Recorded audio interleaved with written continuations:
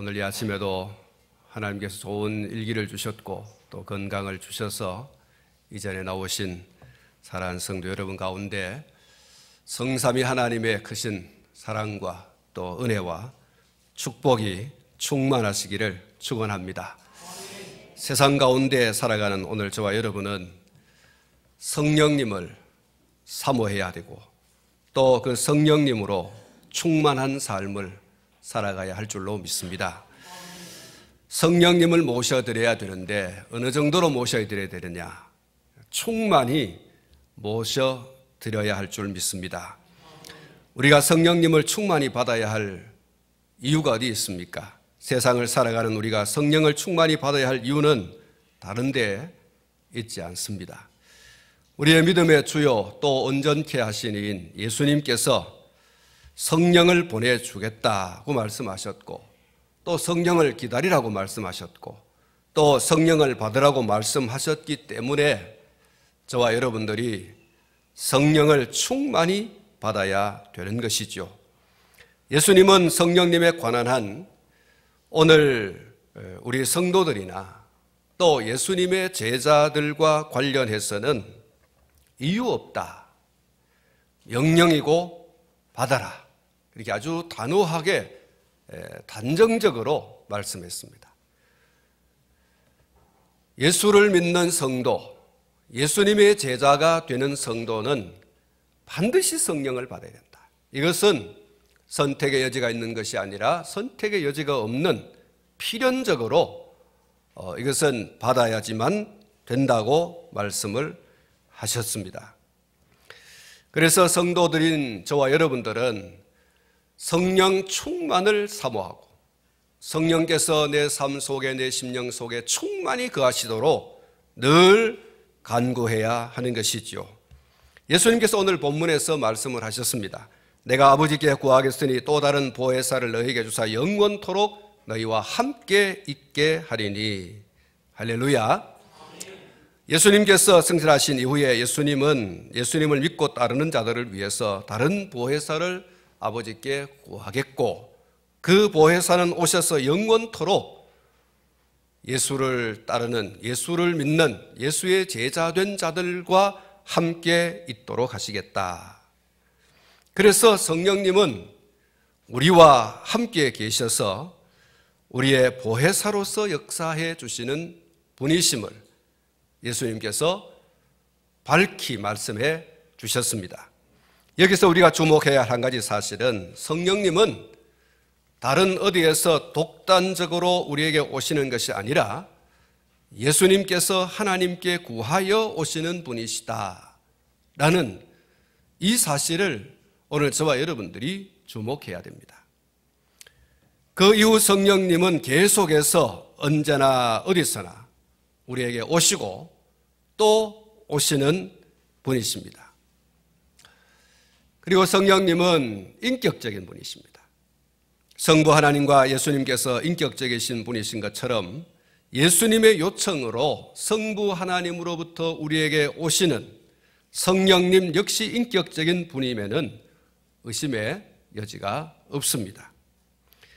우리를 돕는 보혜사가 되시려면, 우리와 함께 계시는 분이시라면 그분은 인격적인 분이셔야 됩니다. 나무나 돌이나 또 철과 같은 것은 인격이 없습니다. 그러나 예수님께서 아버지께 구하여 보내시는, 그래서 우리에게 오시는 이 성령님은 영이셔서 우리의 눈에 보이지는 않지만 우리의 심령에 오셔서 또 우리의 삶에 오셔서 우리의 보혜사로서 역사하시는 분이십니다. 사랑하는 성도 여러분, 우리는 예수님께서 말씀하신 이 다른 보혜사, 이 보혜사에 대해서 좀 살펴볼 필요가 있습니다. 이것은 무슨 의미를 가지고 있는가? 그리고 먼저 이 보혜사에 대해서 살펴보기 전에 이 보혜사라고 하는 단어 앞에 있는 이 다른이라고 하는 이 단어에 오늘 저와 여러분들이 주목해야 합니다.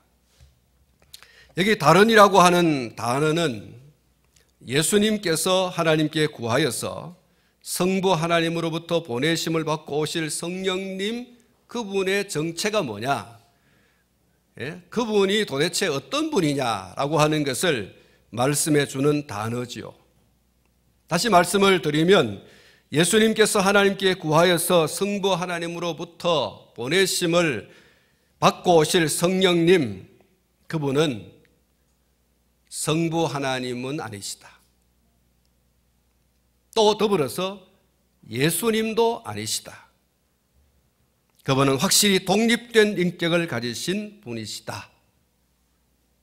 그런 의미를 담고 있습니다. 여러분, 어떤 분들은 성령님을 성부 하나님이시기도 하고 예수님이시기도 하고 그리고 또 성령님이시기도 하다. 그건 이단입니다. 예수님께서는 다른이라고 하는 단어를 쓰시면서 성령님 그분은 성부 하나님도 아니고 성자 예수님 당신 자신도 아니고 그분은 완전히 독립된 한 인격이시다라고 말씀합니다. 한번 따라하겠습니다. 성령님은 성부 하나님도 아니시고 성자 예수님도 아니시고 완전히 독립된 한 인격이시다. 그렇습니다. 오늘 저와 여러분들의 신앙 고백 속에 성부 하나님은 성부 하나님으로서, 성자 예수님은 성자 예수님으로서, 성령 하나님은 성령 하나님으로서 완전히 독립된 한 분 한 분 한 분 인격이십니다. 이 사실을 고백할 수 있어야 됩니다. 예수님께서는 그것을 분명히 말씀하셨죠. 그는 내가 아니다. 그는 성부 하나님도 아니시다. 그분은 완전히 독립된 한 인격이심을 예수님께서 말씀해 주셨습니다. 헬라어에 이 다르다라고 하는 말에 대해서 두 가지로 사용되고 있는데 하나는 헤테로스라고 하는 단어고 하나는 알로스라고 하는 단어입니다. 이 두 가지는 다르다라고 하는 똑같은 그런 말을 하고 있지만 그러나 그 의미가 서로 다릅니다. 이 헤테로스라고 하는 이 말은 본질과 기능과 모양이 전혀 다른 것을, 그것을 다르다, 어떻게 보면 틀린 것, 이렇게 말할 수가 있습니다. 여러분, 이 여기 있는 이 꽃과 그리고 여기 있는 종은 완전히 별개의 것입니다. 두 개이죠. 요것 하나 완전히 다릅니다. 이거는 본질도 다르고 그리고 모양도 다르고 그리고 기능도 다릅니다. 이것을 다르다 이렇게 말합니다. 그런데 또 다른 하나의 단어인 알로스라고 하는 이 단어는 모든 것이 똑같은데 한 개가 더 있는 것을 말합니다. 여기 꽃 하나가 있죠. 여기 또 하나가 있습니다. 요게 서로 다르다는 얘기를 합니다. 여기 꽃 한 개, 여기 꽃 한 개. 이게 두 개입니다. 이거하고는 완전히 별개의 것이지만 이것과 이것은 똑같습니다. 기능도 그리고 모양도 그리고 본질도 같습니다. 이것은 꽃입니다. 이것도 꽃입니다. 이것은 종이고 이것은 꽃입니다. 다 다르지만 이것은 별개의 다른 것, 이것은 같은 거지만 한 개가 더 있는 다른 것이죠. 그래서 히테로스와 알로스라고 하는 이 두 단어가 다르다라고 하는 단어를 쓰지만 그러나 그 의미는 완전히 다른 것입니다. 예수님께서 말씀하신 성령님을 다른 보혜사라고 할 때 사용된 이 다른이라고 하는 단어는 헤테로스가 아니라 알로스라고 하는 그런 단어입니다. 다시 말씀을 드리면 성령님은 성부 하나님도 예수님도 아니지만 성부 하나님과 똑같은 신성, 성부 하나님 그리고 성자 예수님과 똑같은 인격 그리고 능력과 영광을 가지신 분, 그리고 사람의 구원을 위해서 똑같이 역사하시는 분,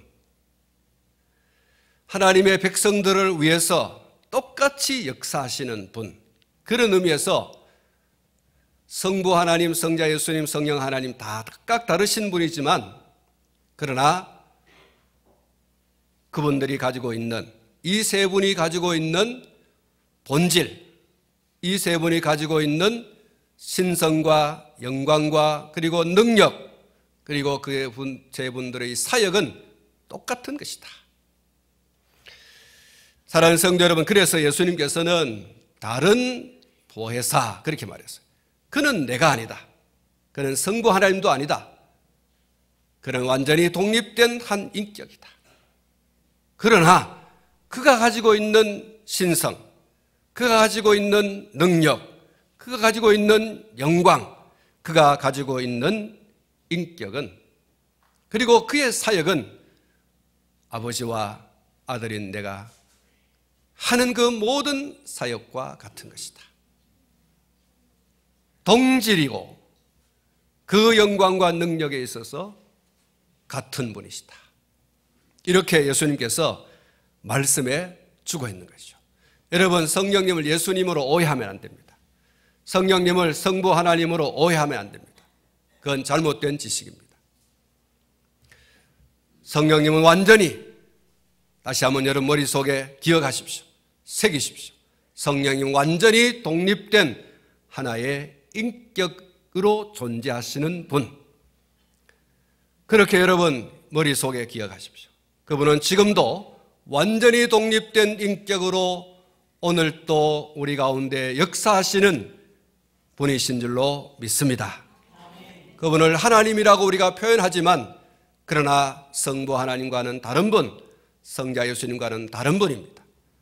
완전히 독립되어서 역사하시는, 오늘 또 우리의 삶 가운데 내 속에서 역사하시는 분이시라는 사실을 여러분 기억하시고요. 그리고 예수님께서 보혜사 이렇게 말씀하셨죠. 내가 아버지께 구하는데 그분은 너희 가운데 오셔서 역사하실 분이시다. 그분은 보혜사다. 이렇게 말씀하셨죠. 이 보혜사라고 하는 단어는 5가지의 의미를 가지고 있습니다. 5가지의 뜻을 가지고 있습니다. 첫 번째로 이 보혜사라고 하는 이 말은, 이 단어는 돕는 자라는 그런 뜻을 가지고 있습니다. 보혜사 성령님은 하나님이시지만 겸손하게 우리 믿는 자를 돕기 위해서 항상 우리 곁에 와 계시는, 그리고 기다려주시는 그런 분이시죠.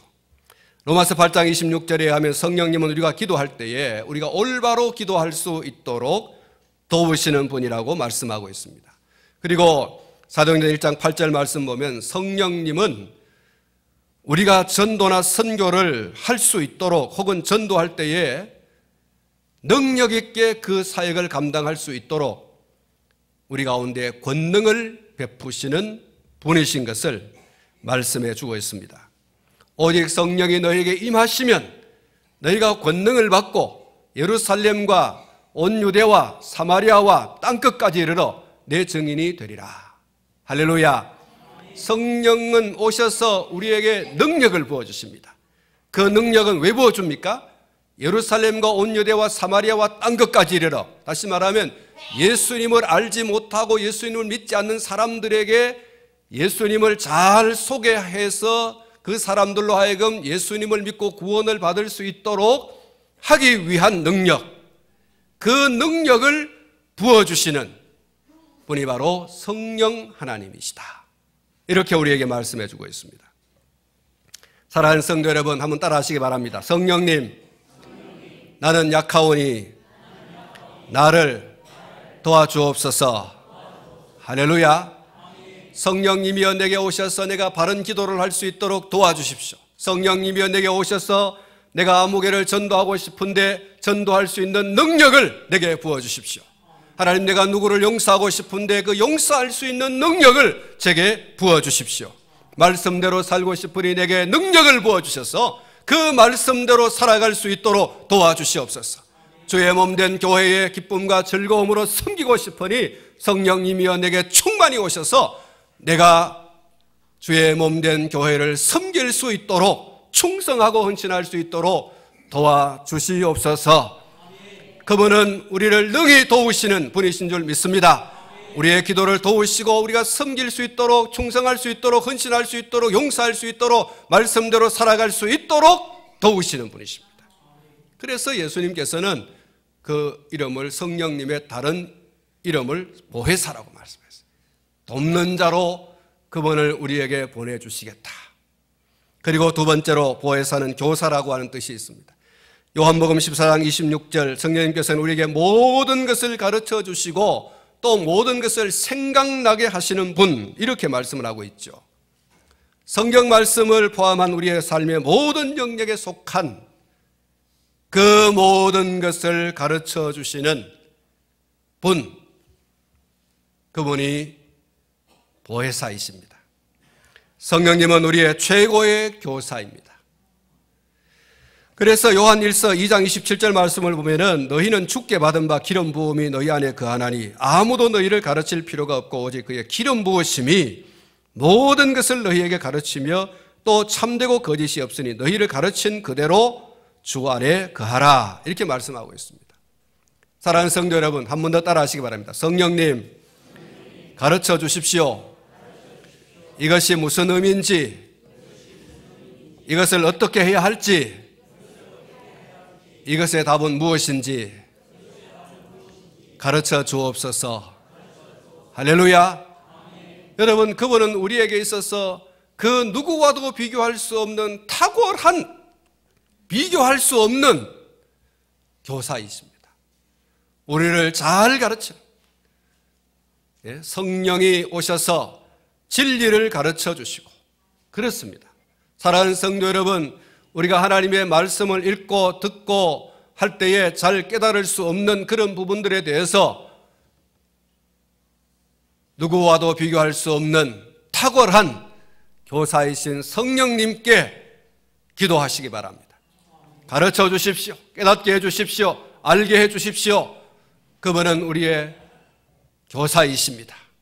사랑하는 성도 여러분, 정말 우리가 살아가는 삶의 현장 속에서 때때로는 어떻게 해야 될지, 어떤 답이인지, 또 무슨 의미인지 잘 모를 때가 너무 많아요.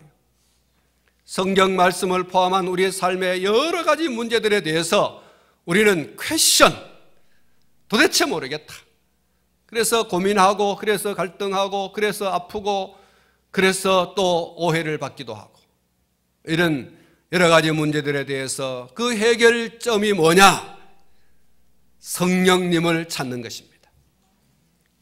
보혜사, 성령님을 찾는 것입니다. 성령님, 나에게 가르쳐 주십시오. 나로 하여금 깨닫게 해 주십시오. 나로 하여금 알게 하여 주십시오. 그분은 능히 모든 것을 통달하시는, 모든 것을 통달하시는 여호와의 앞에 있는 일곱 영, 일곱이라고 하는 거 완전수입니다. 그 일곱 영은 성령을 가르치는 거죠. 모든 것을 통달하시는 분, 모르시는 것이 전혀 없으시는 전지하신 분, 그분이 성령이십니다. 그래서 우리에게 잘 가르쳐 주실 뿐만 아니라 모든 것을 가르쳐 주시는 분이에요. 사랑하는 성도 여러분, 우리는 지식의 한계를 가지고 있습니다. 우리가 알고 있는 것이라고 하는 것이 그렇게 많은 것 같지만, 그러나 여러분, 한계가 있습니다. 우리가 경험을 통해서 아는 것, 또 우리가 경험은 아니지만 직감으로 아는 것, 뭐 이런 것들을 소위 다 안다라고 하는 말로 표현할 수 있죠. 기노스코, 오이다, 다 안다는 단어입니다. 여러분, 경험을 통해서 아는 것, 또 직관적으로 아는 것, 그러나 이 모든 것을 안다라고 하는 것도 성령님이 우리에게 가르쳐 주신 것에 비하면 아무것도 아닌 거예요. 성령님이 가지고 계신 그 지식이라고 하는 것에 비하면 아무것도 아닌 거예요. 그러므로 오늘 저와 여러분들이 늘 하나님 앞에 엎드려 성령님을 구하고, 특별히 내가 무지하오니, 내가 알지 못하니 나로 하여금 깨닫게 해주시고, 나로 하여금 알게 하여 주시고, 그런 가르쳐 주심을 위한 기도를 사랑하는 성도 여러분 꼭 할 수 있기를 축원합니다. 사랑하는 성도 여러분, 베드로 사도 참 무식합니다. 사람들이 그랬어요. 아니, 저 무식쟁이가, 아니 오늘 무슨 말을 하는가?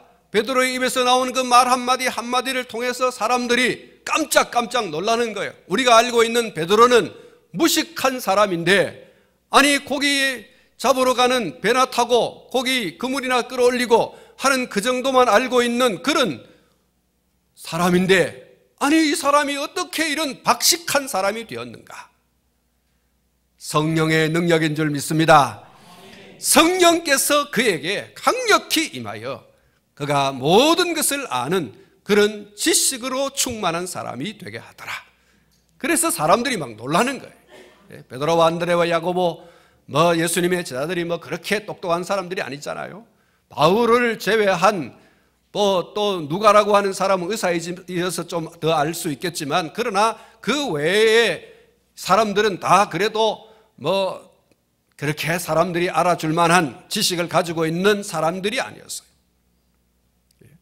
그러나 성령이 그들 가운데 임하여 그들로 하여금 가르치고 알게 하니 그들이, 여러분, 사람들이 알아들을 수 있는, 각 나라 사람들이 알아들을 수 있는 방언으로 말하는 거예요. 이 사람이 들어도 저 사람이 들어도, 이 나라 사람들이 들어도 저 나라 사람들이 들어도 알아들을 수 있는 그런 언어를 구사하더라는 거예요. 저 사람이 누군가? 우리가 알고 있는 베드로가 맞는가? 사랑하는 성도 여러분, 그런 가르침의 주인 되시는 예수님, 이 성령님으로 여러분 충만하시기를 소원합니다. 구하셔야 됩니다. 보혜사 성령님 오셔서 나로 하여금 가르쳐 주십시오. 이것이 무슨 의미인지, 이것을 어떻게 해야 될지, 이것의 답은 무엇인지 가르쳐 주십시오. 그분은 우리에게 오셔서 능히 막힘없이 가르쳐 주시는 분이신 줄로 믿습니다. 세 번째로, 보혜사는 위로자라는 그런 뜻을 가지고 있습니다. 사도행전 9장 31절 말씀 보면 성령의 위로로 진행하여 수가 더 많아지니라, 이렇게 말씀하고 있습니다.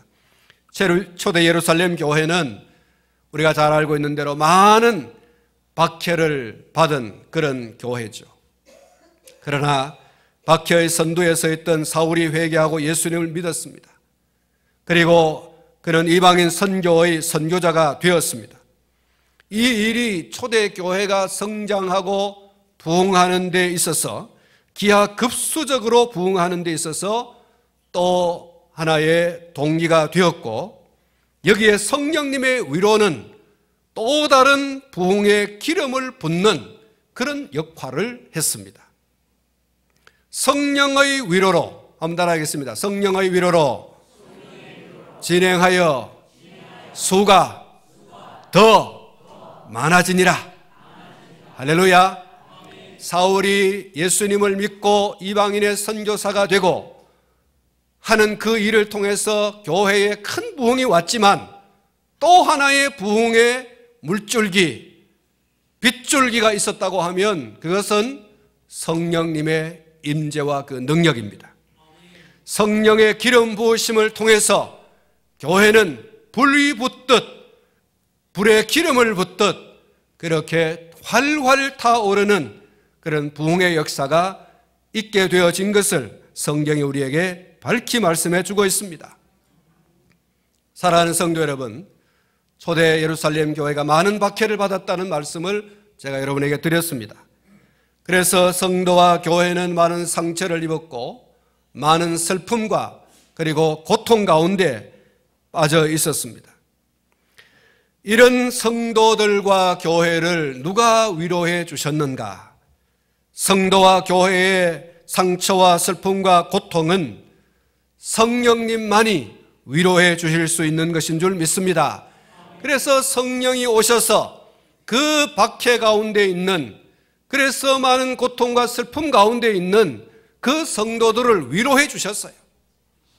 그 위로 가운데 성도들은 힘을 얻고 그 상처의 치유를 받고 그 슬픔의 위로를 받고 더 든든하게, 더 단단하게 결속이 되고, 그들은 집에 있든지 또 성전에 있든지 예수께서 그리스도의 있음을 나가서 전도하는, 죽으면 죽으리라, 이런 일사각오의 정신으로 복음을 전하는 그런 교회와 성도가 된 줄로 믿습니다. 결국 성령의 위로가 있는 교회와 성도는 낙심할 수 없습니다. 낭만 가운데 빠질 수가 없습니다. 절망 가운데 빠질 수가 없습니다. 성령의 위로해 주심 가운데 힘을 얻고 나가서 죽음을 각오하고 예수를 전하는 그런 전도자가 되는 줄로 믿습니다. 사랑하는 성도 여러분, 상처받았습니까? 누구 때문에 상처를 받았습니까?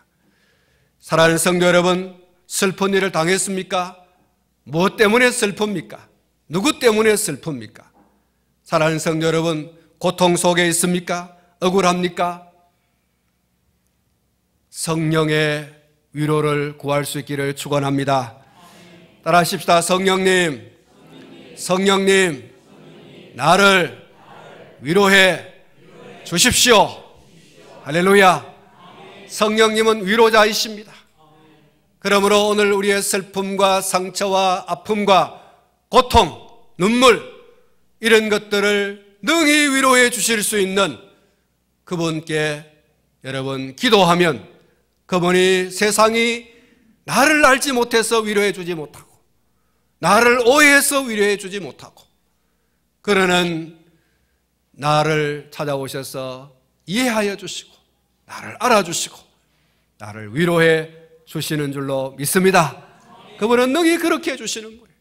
사랑하는 성도 여러분, 여러분이 슬픈 자가 되어서 이 성전 한 모퉁이에 오든지 여러분의 삶의 한 모퉁이에 앉아서 눈물을 펑펑 쏟으면서 슬픈 자가 됩니다 하고서 여러분이 눈물을 흘릴 때 성령님은 우리가 알지 못하는 가운데 오셔서 우리의 등을 어루만져 주시고 우리의 가슴을 어루만져 주시고 속절없이 흐르는 그 눈물을 우리 주님께서 거두어 주시는, 성령님께서 거두어 주시는 그 위로를 경험하게 되는 줄로 믿습니다.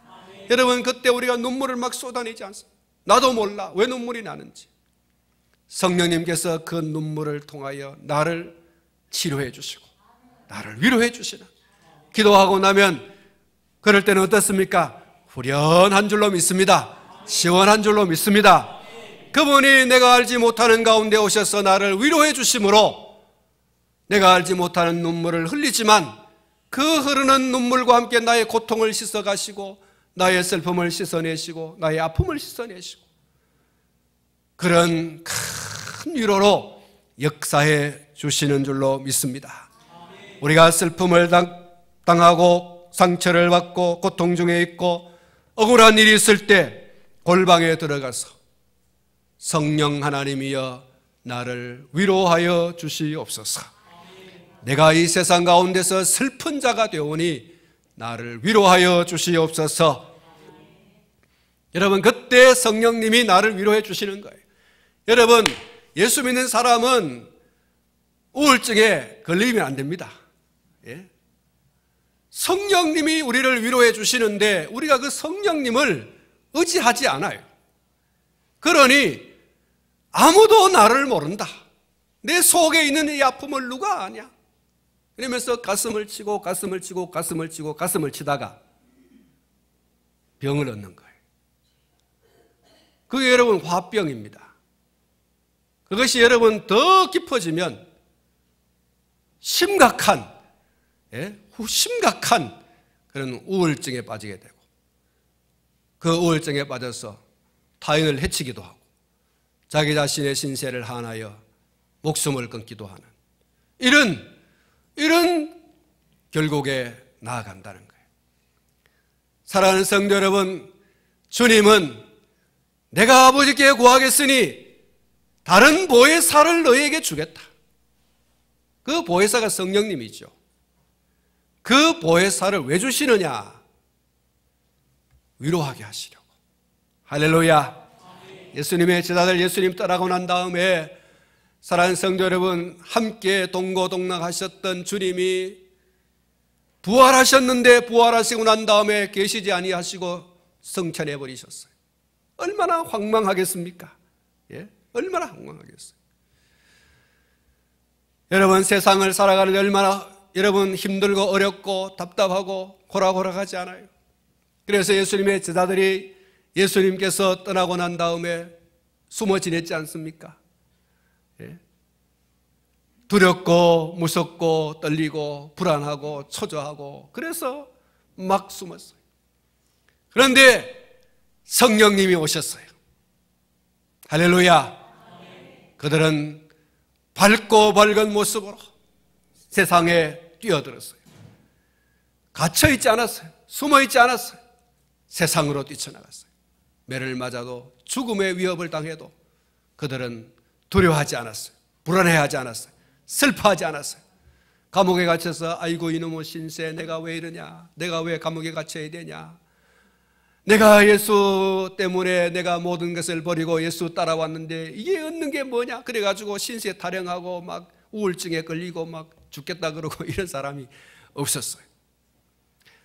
왜 그렇습니까? 성령님께서 위로해 주신 줄로 믿습니다. 성령님이 계속해서 위로해 주시니 슬픔에 잠길 겨를이 없어요. 여러분 다시 한번 묻습니다. 슬프십니까? 사람은 상처를 받았다고 여러분 생각하십니까? 누가 여러분을 핍박하십니까? 여러분 주변에 여러분을 위로해 주고 여러분을 알아주고 토닥거려 주고 그런 분이 아무도 없습니까? 오히려 여러분을 오해하고 여러분 그런 분이 계십니까? 그래서 정말 여러분의 가슴이 막 열어줄 수도 없고, 열어줘 보여줄 수가 없고, 그래서 이 지구촌에 나 혼자밖에 없다. 혹시 그런 생각이 드십니까? 이 사람도 싫고 저 사람도 싫고 에라 모르겠다. 나는 산속으로 가야 되겠다. 나는 방구석에 처박혀 있어야 되겠다. 혹시 여러분 그렇습니까?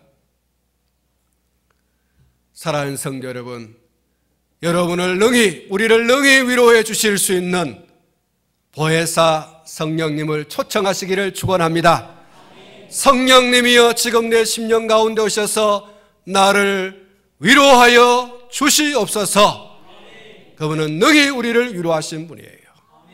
사랑하는 성도 여러분, 남편에게 상처받았습니까? 예? 아내에게 상처받았습니까? 목사에게 상처받았습니까?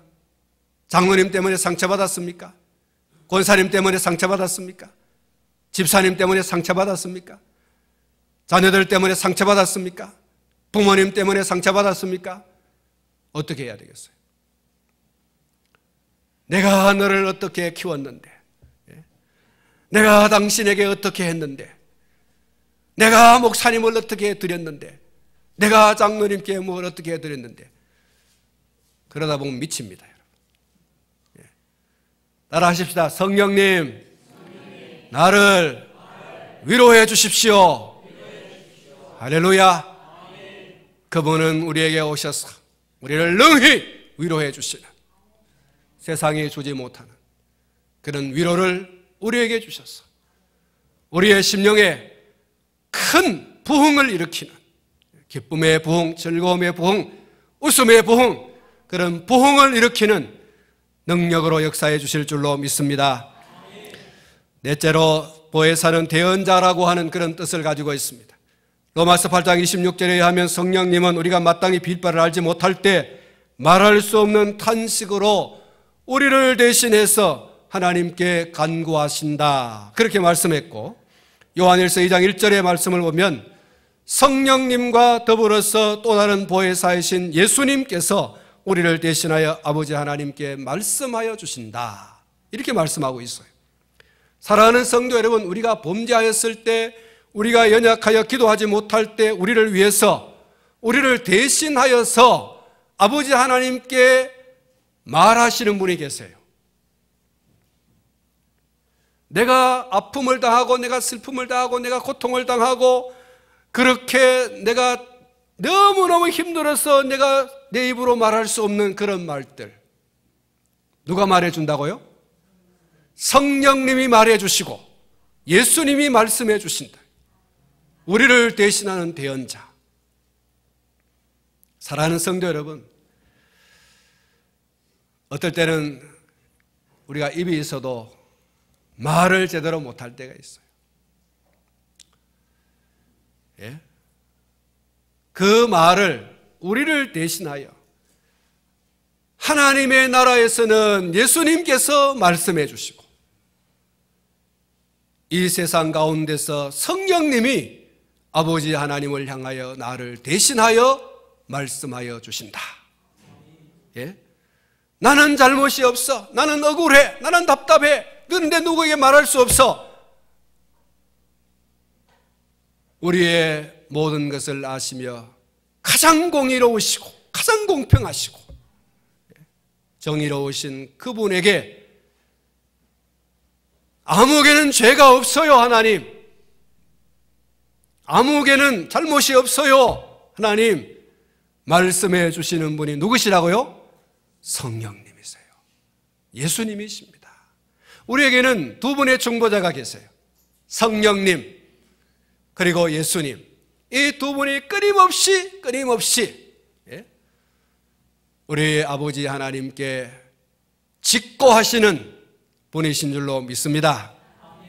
사랑하는 성도 여러분,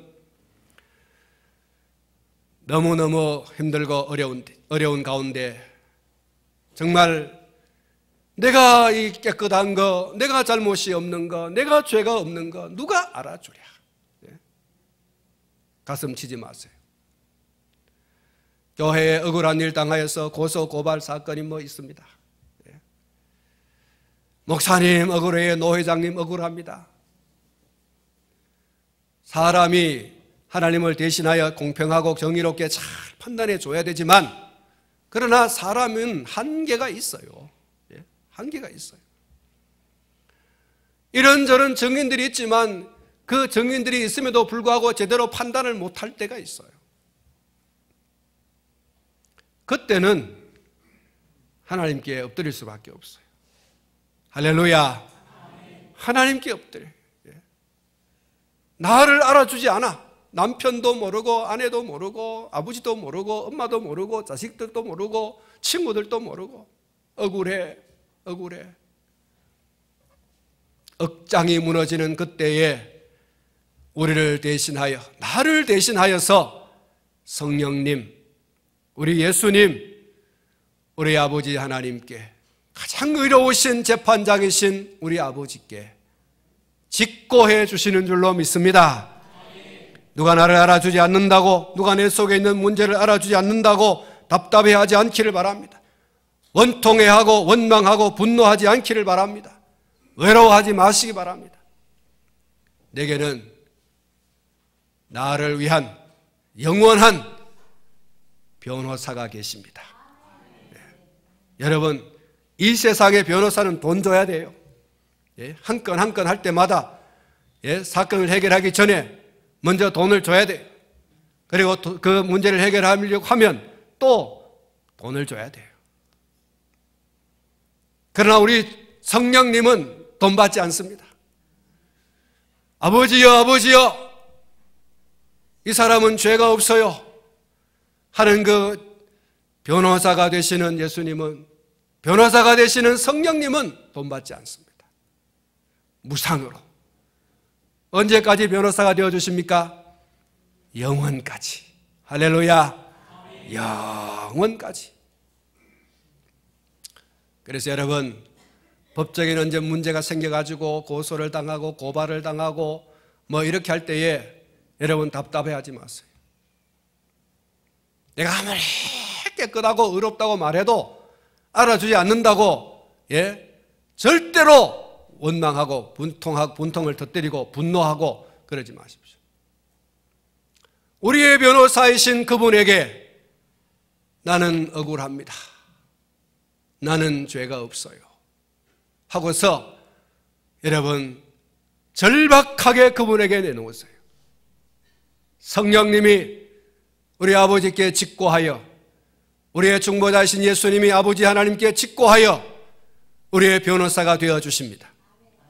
그러면 여러분, 문제가 해결되지 않은 것 같아도 문제가 해결되어질 줄로 믿습니다. 하나님이 하시는 일을 누가 굽게 하겠어요? 누가 하나님이 굽게 하신 것을 누가 펴겠어요? 우리의 변호사이신 성령님, 그분을 의지하십시오. 그분에게 맡기십시오.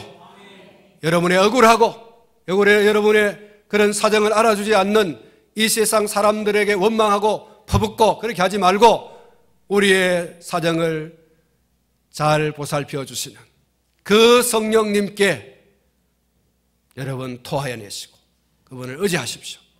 그분은 우리의 변호사로서 여러분 그분이 얼마나 똑똑한지 모릅니다. 너무너무 똑똑하십니다. 그래서 우리를 100% 무죄한 자로 받아내게 하시는 분이신 줄로 믿습니다. 그리고 다섯 번째로 보혜사는 인도자의 뜻이 있습니다. 요한복음 16장 13절 진리의 성령이 오시면 그가 너희를 모든 진리 가운데로 인도하시리니 그가 스스로 말하지 않고 오직 들은 것을 말하며 장래의 일을 너희에게 알리시리라. 할렐루야. 성령님은 우리가 어디로 가야 할지 어떻게 해야 할지 인도하시고 상담해 주시는 카운셀러입니다. 예수님은 다른 보혜사가 진리의 성령이 되셔서 우리를 철저하게 인도하신다 이렇게 말씀합니다. 우리를 인도하시고 상담하시되 특별히 장래일까지 알게 하신다. 이 장래일을 알게 하신다고 하는 것은 우리에게 꿈, 비전, 환상 이런 것을 주시는 분이시다라는 거예요. 그러므로 성령 충만한 사람일수록 현재의 부족에 불평하거나 불만하지 아니하고 미래지향적인 비전을 가지고 감사하는 것이 특징입니다. 오늘 정말 힘들고 어려운데 답답하고 괴로운데 그가 하나님께 토해내는 것은 답답하다, 괴롭다, 고통스럽다가 아니라 감사합니다. 할렐루야. 왜요? 성령님께서 내게 오늘 문제를 해결해 주실 뿐만 아니라 먼 미래를 보여주시는 거예요. 꿈을 주시고 환상을 주시고 비전을 주시는 거예요. 그래서 감사하는 겁니다. 우리 신앙의 선배들이 감옥에 갇혀서 왜 찬송합니까? 우리의 신앙의 선배들이 매를 맞으면서도 왜 감사합니까? 먼 미래에 그분이 나를 들어 세우실 것을 바라보는 환상이 있기 때문에, 비전이 있기 때문에. 현재의 고난은, 따라합시다. 현재의 고난은 장차받을 영광에 좋게 비교할 수 없도다. 할렐루야. 그렇습니다. 오늘은 비록 힘들고 어렵고 답답하고 괴로운데 그것을 뛰어넘어 내일을 바라보니, 장래를 바라보니 그분이 내게 주실 놀라운 축복, 그것을 볼 수 있는 거예요. 그래서 감사하고, 그래서 찬송하고, 그래서 감사로 하나님께 영광을 돌리게 되는 줄로 믿습니다. 성령님의 인도하시면 절대로 실패가 없습니다. 오직 성공과 승리가 있을 뿐입니다. 그러므로 오늘 저와 여러분이 구해야 됩니다. 성령님, 나를 인도하여 주시옵소서. 내게 오셔서 나를 인도하여 주시옵소서. 이 기도가 저와 여러분들 가운데 있다면 그분은 우리를 성공적인 길로, 우리로 하여금 승리하는 길로, 오늘에 머무는 것이 아니라 내일을 바라보며 장래를 바라보며 꿈과 비전을 가지고 나아갈 수 있는, 그래서 감사가 쏟아질 수밖에 없는 사람으로 만들어주시는 줄로 믿습니다. 말씀을 맺습니다. 성령님은 성부 하나님과 성자 예수님과 구별되시는 철저히 독립된 인격이십니다. 그러나 성령님은 성부 하나님과 성자 예수님과 똑같은 신성과 인격과 능력과 영광을 가지고, 그리고 또한 똑같이 사역하시는 그런 분이십니다. 성령님의 활동 가운데 가장 중요한 활동은 보혜사이십니다. 우리를 도우시고 우리를 가르치시고 우리를 위로하시고 우리를 대신하여 중보하시고 우리를 인도하시는 사역입니다. 이 성령님을 오늘 저와 여러분들이 마음에 모셔드려야 할 줄로 믿습니다. 충만히 머물도록, 충만히 오셔서 역사하시도록 이렇게 저와 여러분들이 모셔드려야 합니다. 할렐루야. 한 번 더 따라하십시다. 성령님, 제게 오시옵소서. 성령님, 제게 오시옵소서. 할렐루야. 기도하겠습니다.